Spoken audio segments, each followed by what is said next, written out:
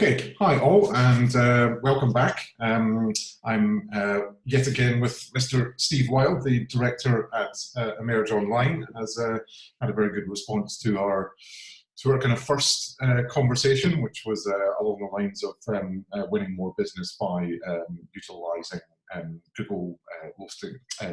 Google local listing searches. That's a bit of a tongue twister.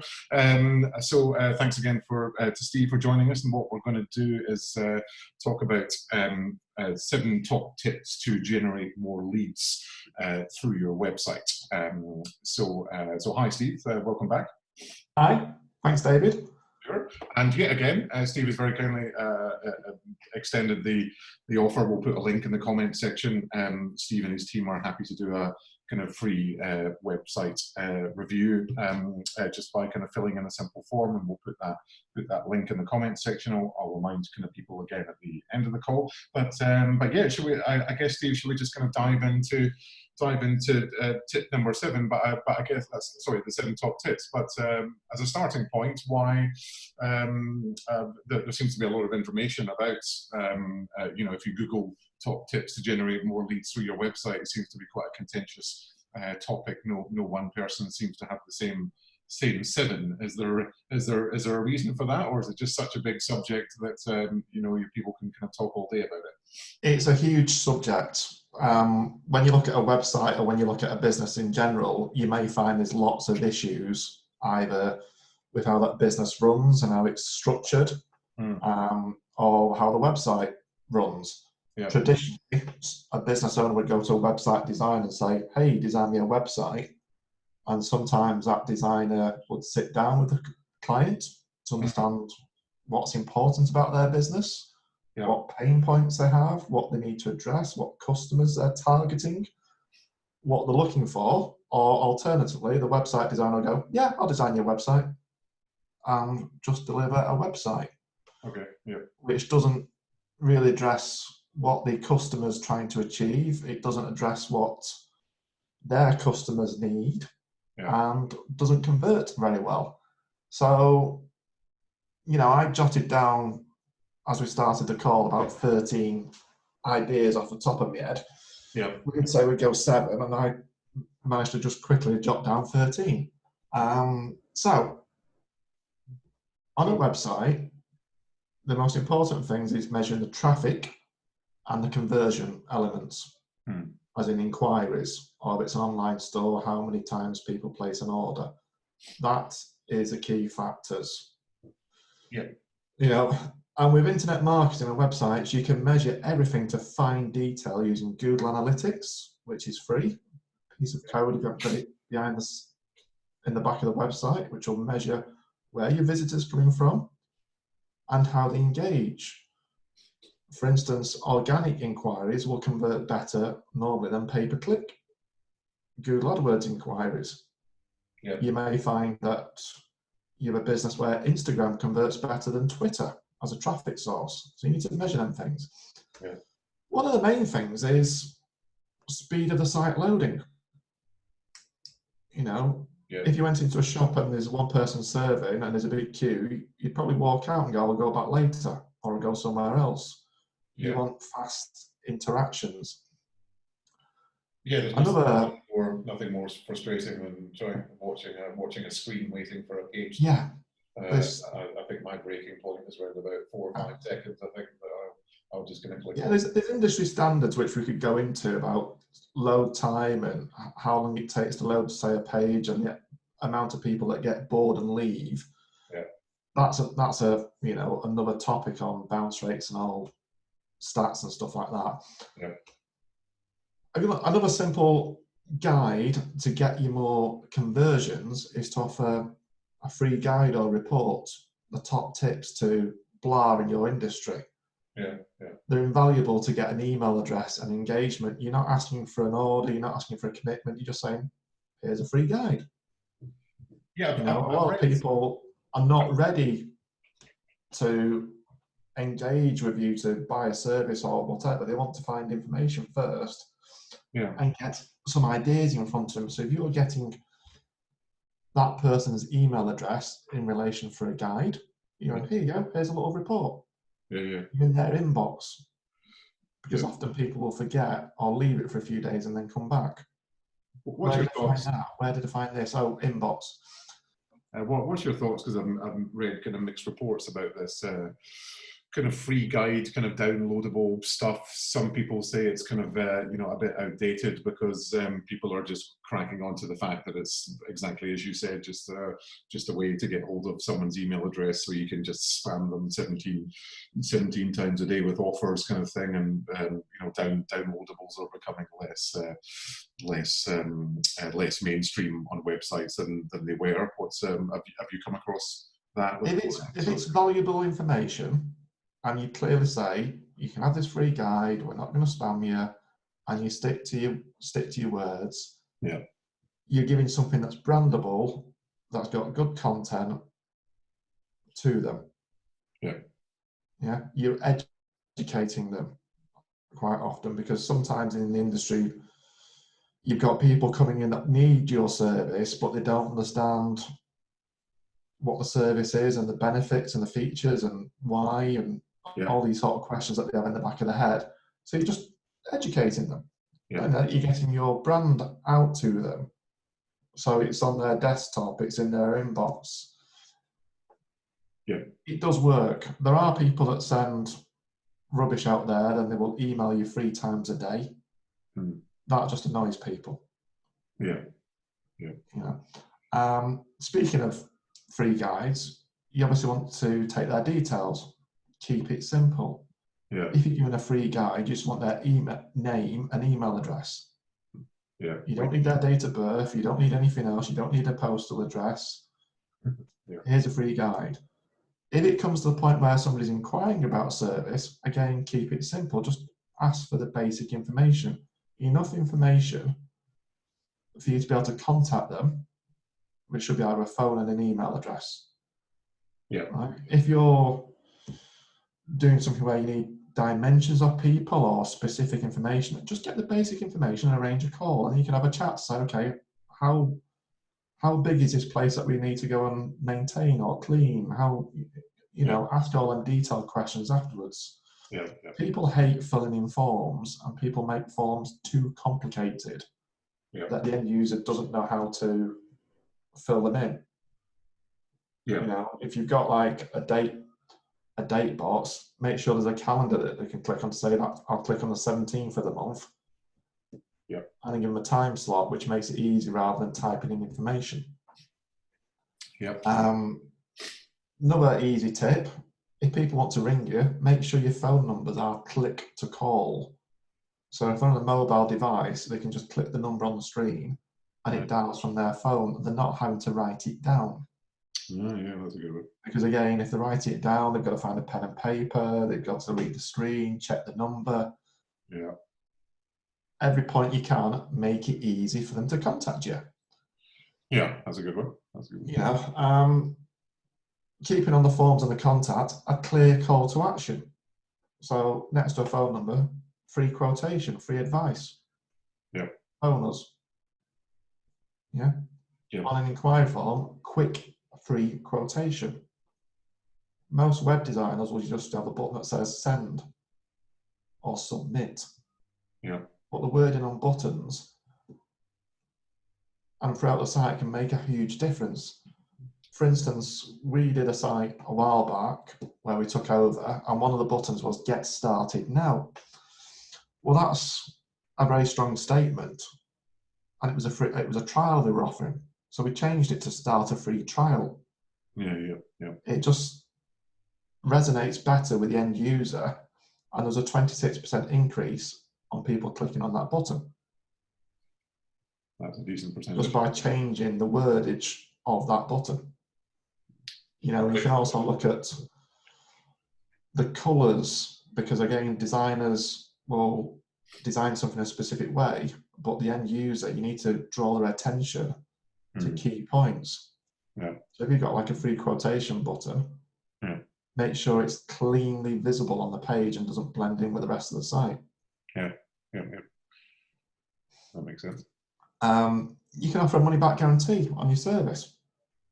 100% satisfaction guarantee. If you're not happy, well, repair, we'll do the work again until you're happy, or you can have your money back. Because if you're a great company, no one's going to actually say, well, I'm not happy and want the money back. Well, There's never going to be a case of that. You're always going to get offering a money back guarantee helps to increase the number of inquiries. Yeah. And that's what you're looking for all the time. Where possible, and this depends if you're business to business or business to consumer, include social proof, or at least get real testimonials. Yeah. If you're dealing with businesses, you've got the contact there. He may be managing director, he could be a manager of some sorts. Use a company logo, get a review of that person, so you can say, Bob Jenkins, senior manager, here's a company logo. Yeah. Also, you work with lots of companies, have a strip at the top somewhere the site, trusted by, and all these logos that scroll by. So when someone lands on the site and says, oh, hang on, these guys work with the BBC or Sky TV, ITV, or whatever them logos are, it instantly means that you're a decent company because you work with these major brands. Or it could be local companies. Yeah. It could be a local hotel, it could be a local pub, garden centre, whatever. If you're dealing with a localised business, people go, oh, you work with such a company. Therefore, you've got a good reputation. Yeah. Therefore, I'm going to inquire. Makes sense. Where possible, get video reviews, because there's nothing better than a real person on a video on your website saying how good your company is. That's true. And if you're delivering a service, just as you finish delivering the service, hello, Mrs. Smith, Mr. Smith, are you happy with the service today? Can I just take a quick 2-minute video of you? You can record on your phone. You can buy microphones off Amazon that plug into your phone for under £10 that give decent audio quality. And you can make a quick instant video, which you can use on social media, you can use on the website,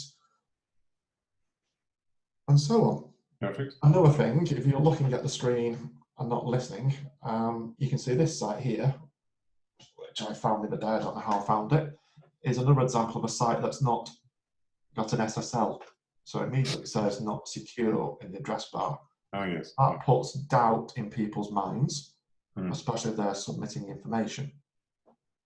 Yeah. It's quite easy to speak to your hosting company or speak to your developers, give us a call, etc., and we can put that on an SSL for you. And you'll get better conversions.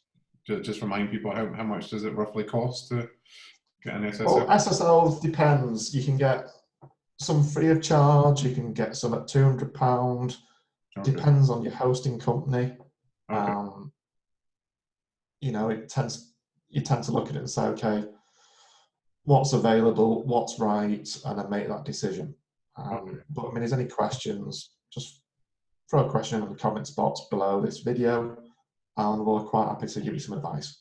Okay, cool. Can you what is having an SSL, just so some people who might not know what you're talking about, what does it actually look like for a site that does have an SSL?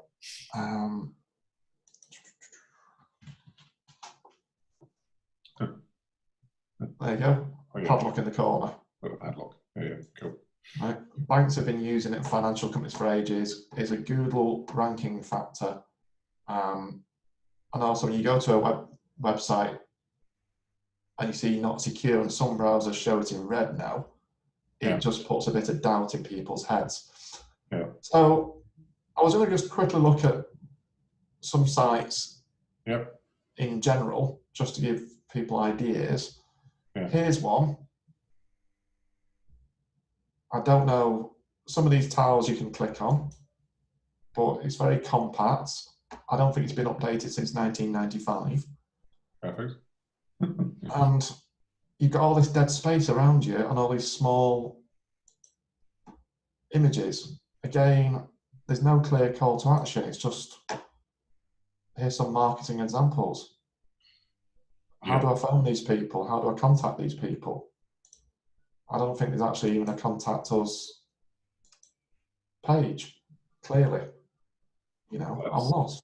That's probably that's probably one of the worst examples you could demonstrate. Here's one, somebody that came to us just in the past few days. Here's their site at the moment. Yeah. It looks like a DFS sofa advert. It does. Maybe even as a DFS sofa. It could well be. Big logo in the front of the screen, Home Clean Direct, carpet cleaning Chelmsford. You click on that, nothing happens. There's no phone call, there's no benefits. Then you've got contact details, okay. But you've still not told me what you do and why I should contact you. Yeah. There's a few reviews there, load of dead space, 50 plus 5-star reviews on Facebook. Never send people to Facebook because they'll get lost and bored. Yeah. Then you've got just an image. There's no, you'd expect before and after images showing how good you are. Yeah. A weird inquiry form, weird phone number. Yeah. Our work. Some of these you can see, but they need to be clearly labelled before and after. Yeah. Because sometimes you can see in that, but hopefully people that. Yeah, a weird video. Very small. So again, and more contact details. Yeah. On any website, you want a clear call to action phone number at the top right of the screen. Yeah. Logo, navigation menu, because obviously it does more than carpet cleaning, but you've got to scroll all the way down. Yeah. Find out that he does tenancy cleans, he does upholstery clean. Yeah. Yeah. Right? Again, his site's not secure, it's not padlocked. Yeah. Yeah. Right? That's all getting rebuilt. Let's have a look at another site. Let's go to the home page. NDDS. I've got no idea what they do, but then they like to use the logo again. It's something to do with water. And you can see here now, you can see block drains 24-hour call out, but this text is really small. Yeah. The content's a bit all over the place. Yeah. But again, let's just click drains and sewers. Exciting. Hang on. Let's go again. Doesn't get much more exciting than drains and sewers. No, blockages. Yeah. So again, I land on here. There's no clear phone number. There's no clear call to action. Yeah. He's not really explaining clearly the benefits of using this company. And then you come down here, see all our drainage solutions. So again, on this, and that logo comes in for some reason, which is not them. Well, that's weird. On this, you want a nice form that says emergency 24/7 hour call out. Fill in this quick form here with your details.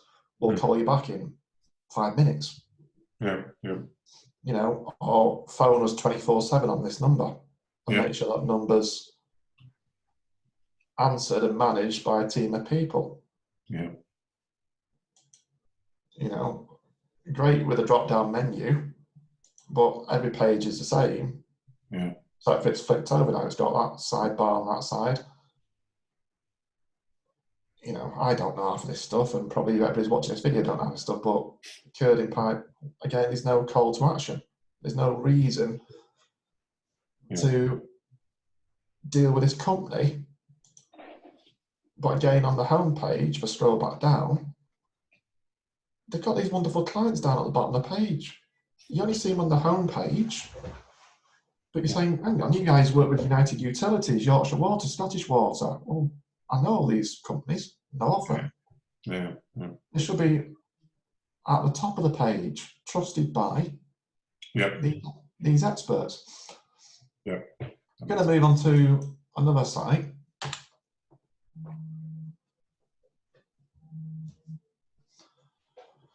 These have got a nice video, which takes a while to load the site, so that's a slowed down site. Yeah. Got this pixelated logo, which is too big. And the wonderful text, welcome to Headhunter Hairstyling. Thank you for visiting Headhunter Hairstyling. You want some more, and that's the homepage. You want some more interesting and engaging copy. Obviously they're specific in an area of America. So, things like voted the best hairstylist in such a town. Yeah. Since 1978, we have cut thousands and thousands of people's hairs. Here's some reviews. Here's some before and afters. Yeah. And again, you've got to scroll down here to find their phone number. Yeah. You want it at the top of the screen. Putting video on the site drags the page load down if that video is self-hosted, which this is. Yeah. I'm not going to look if it's. Well, let's just have a look if it's mobile friendly for a laugh.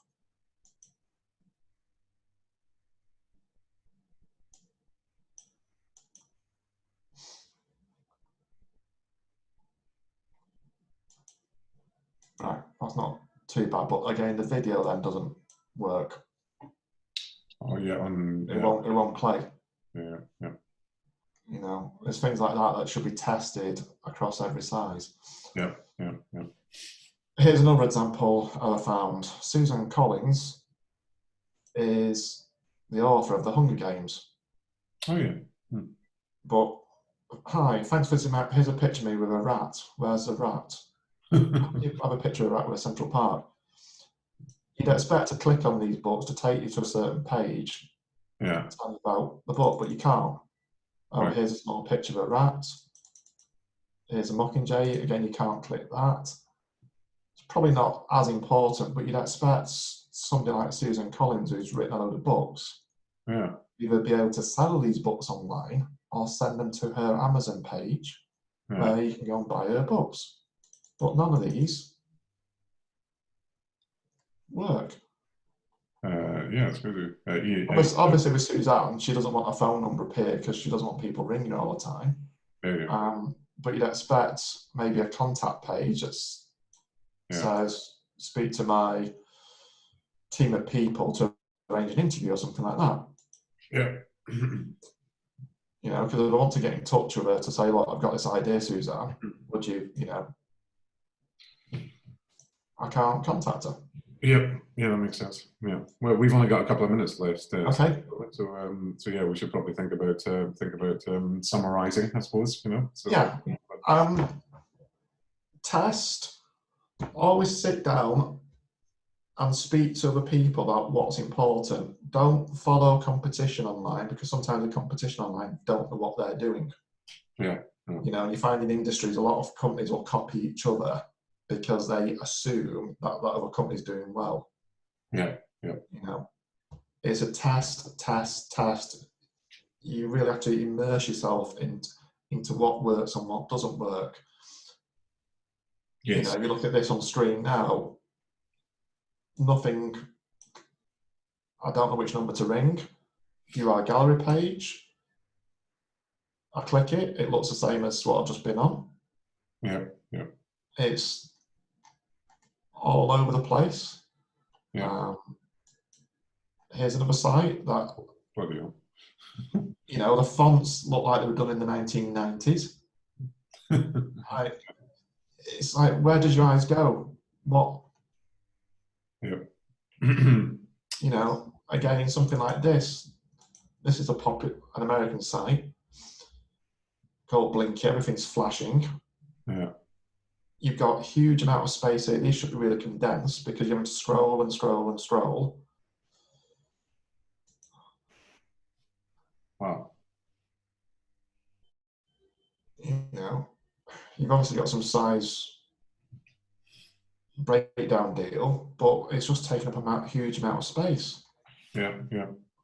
Are you scrolling?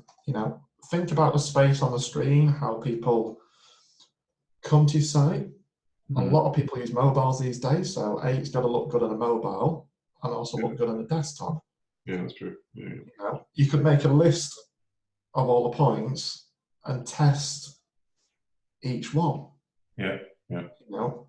Having a faster server will reduce the amount of people that leave your site annoyed because it's slow. Yeah. A bit like walking to a shop and there's just one member of staff and they're working really slow and there's a queue of people at the door. You just walk away. It's the same online. Yeah. Well, I don't know how many tips that is, but it's I lost count, to be honest. So that might. Yeah, and the only other thing I was going to say is use Google remarketing to show an advert, if you're not aware, to existing people that come on your site. It's been proven time and time again. It's a very cost-effective way of bringing someone back who's visited your site, who's probably ummed and ahed and thought, no, I'll come back to it. Yeah. But if they see you on other websites, you can gain credibility. And I've had this before with people where they've thought, because one of our clients had an advert running on Google remarketing and it triggered when their client went to the Daily Mail website, of all places, they were deemed credible and trustworthy for advertising on the Daily Mail website. Now, I know some people will laugh at that, but it's very cheap and it was costing like 2p per click. To click to bring them back to his website where he got the inquiry.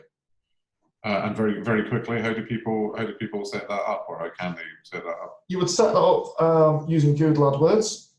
Okay. Yeah. You then go through the process of setting a bit of code on your website which tracks your visitors, and I think it's when you get like about 1,000 or 500. I can't remember off the top of my head these days. It will start triggering adverts back to that person where they go on sites where Google can display advertising and banner images and stuff. Most people see it. It's been around for ages. You go on a website, and then that website starts to follow you around the internet. And does Google come up with the advert, or do you have to kind of design it yourself? No, you would either use that advert template creation, which is a bit basic, or you would just get your designer or web designer to create adverts that say are 250 pixels by 250, or landscape banners that have your branding in and key message. So, still looking for a widget, ? Yeah. Good, yeah. That makes perfect sense. Okay, I think we've covered quite a lot there, Steve. Thanks again for your time. If anyone has any questions, then leave some questions in the comment section and we'll get back to you. And as I said, there's a link there as well to get a free kind of web review from Steve and his team. Yeah, I think we've got a couple more of these kind of conversations planned, as it were, Steve. So yeah, have a look. I'll look forward to this in the coming weeks. Yes, I'll have a look out for the next one, guys, and hope that was helpful. But for now, in the words of Jeremy Paxman, wasn't it? It's goodbye from me and goodbye from Steve, I guess.